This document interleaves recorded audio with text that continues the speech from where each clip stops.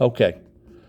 You're telling me that this girl is into satanic stuff.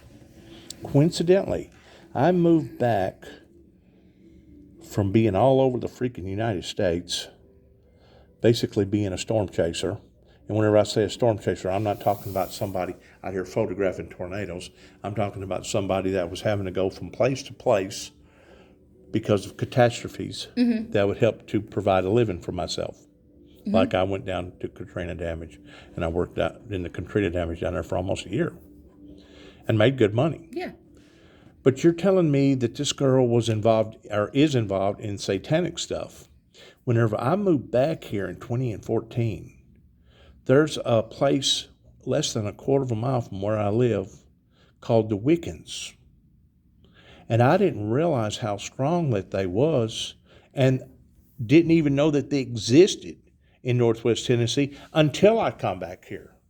And I think they're about 900 plus members strong in Weakley County. I don't know how many members they got in Obion County. And they're really growing in leaps and bounds pertaining to this abnormal, paranormal behavior, to where they sit around in a circle, hold hands, hum, pray to the owls, pray to the peacocks, pray to the crystals, pray to everything but the creation. Pray to everything but the Creator, but they pray to the creation. They don't acknowledge the Creator, and if you're sure ain't going to acknowledge Christ. And I'm less than a quarter of a mile from these people, and they helped put my brother in an early grave. No way. Yes, at the age of 51. They're very temperamental. They're extremely temperamental, to the point that you don't know from one flashpoint to another towards what they're going to say or what they're going to do. When there's no moral compass, that's kind of what you get. That's probably so. But I could tell by talking to her that she was lashing out at me. And I haven't never spoken to this girl before, and I thought maybe that she could tell me if she was you, because I'd forgotten your name. And all of a sudden, I realized, you know what?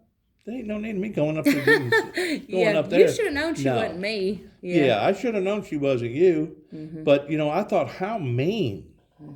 And they are mean-spirited. They are. They are. They're cruel. They're cold. They're distant. I could go on with elaborate words, but they basically demonized me, dehumanized me, and put it out throughout the community that I was the devil worshiper. And the whole time, I've never been involved in a seance. I've never worshiped the devil. I've always been a Jesus fan. I ain't been perfect all the time, but I've always tried to do my best. That's all you can do. But they've spread out here and said that I was having sex with dogs, having sex with my brother. They got out here and falsely accused me of killing my brother, telling everybody that I'd killed my brother. These are some of the meanest, cruelest people in the world. That's crazy. They said that you killed your brother. Yes. And he died from natural causes. Yes. That's what the doctor put down. But anyways, to top it off, I got incarcerated by the federal judicial system up in Kentucky, in Paducah, Kentucky, in 2009. And my person that was representing me come from Lexington, Kentucky, was named Mr. Woodersworth. He come into my cell there in Paducah, Kentucky, and said, "Did you make a statement that you was going to kill a darkly complected man with Arabic descent?" And I sat and I thought for a second. He said, "Keep in mind, everything that you said was being recorded. Did you make a statement to that regard?" I said, "Yes, sir, I did." I said, "I thought that's what our country represented. That was the whole purpose for going to Iraq, was to try to bring stability to that area and to eradicate the axis of evil." Well, you don't have to be too smart to figure out who Satan is and who Satan represents. He said, "Well, you can't do that." I said, "Why?" He said, "Because you're premeditating a murder. He said, we can give you a Class C felony for this. He said, as a matter of fact, that's the area that they're wanting to go in. They're wanting to give you a felony because you made reference that you're going to kill Satan. I said, you got to be kidding me. This is a federal judge. I'm standing in front of a federal court in Paducah, Kentucky. They go, we got an option for you. I go, what's that? If you'll agree to go get studied, to go get evaluation, if you come back, when you come back, and everything looks okay, you're good to go. They'll drop all the charges. They won't even pursue putting a felony on your life. I said, give me the paperwork. Mm-hmm. Let me sign it right now. Mm-hmm. Of all places for me to wind up, I wound up in my hometown, where I was born, Chicago, Illinois.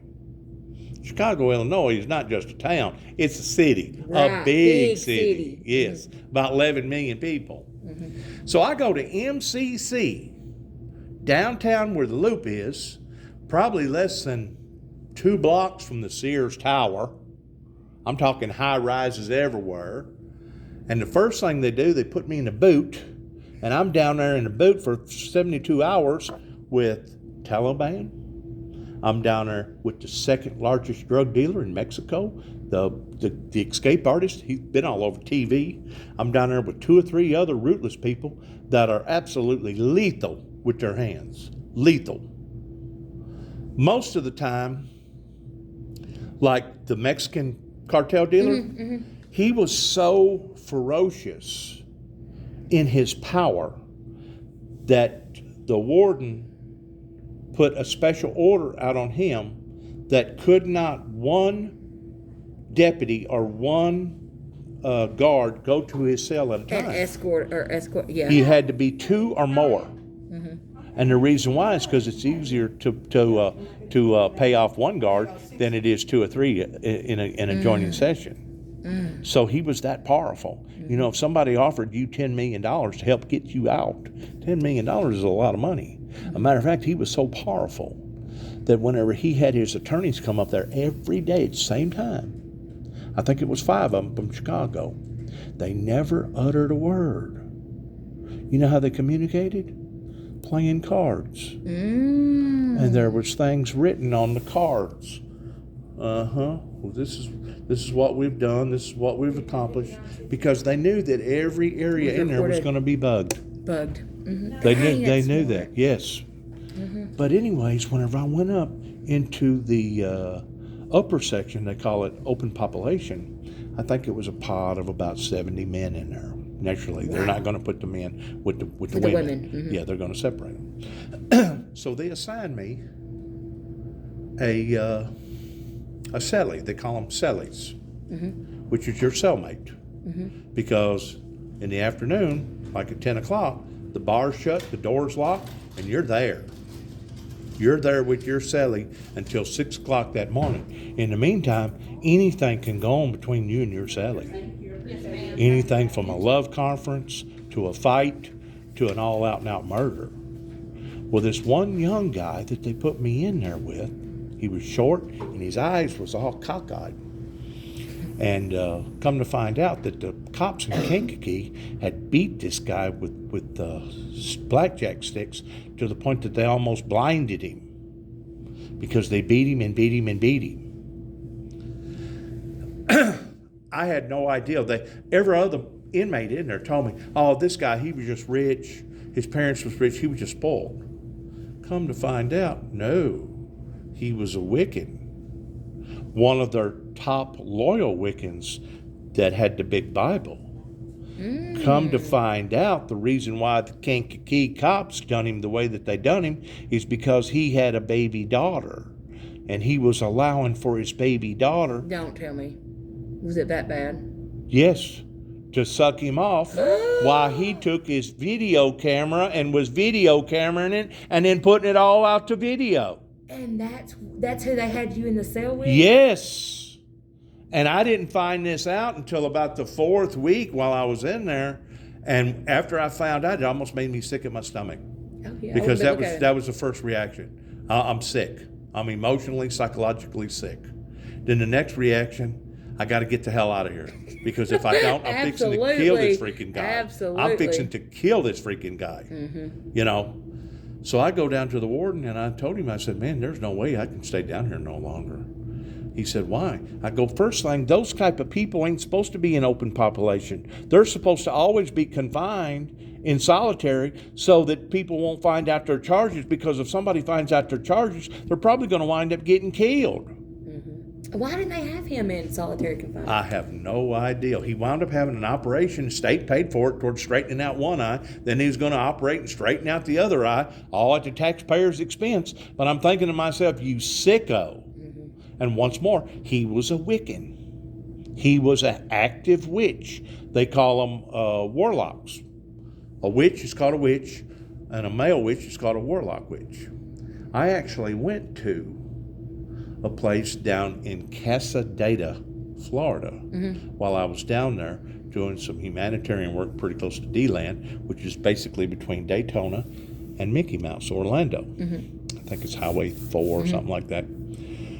And it's a university that teaches people how to become warlocks and witches. I didn't know this, but the Wiccan religion become an established, recognizable, tax-exempt religion since 1983. 1986. 1986. So they're just like the Baptists, the Church of Christ, the Methodists, or whatever.